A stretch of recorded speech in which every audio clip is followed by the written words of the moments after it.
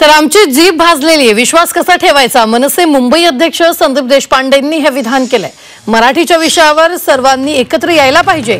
ठाकरे बंधूंच्या एकत्र येण्यावर देशपांडेंनी ही प्रतिक्रिया दिलेली आहे।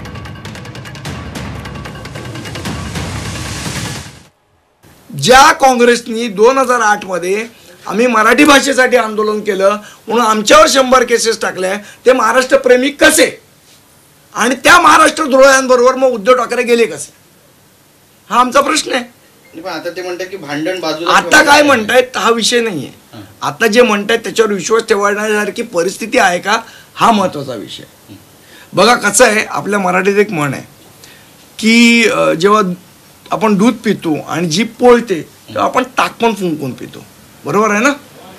ही आपली म्हण आहे।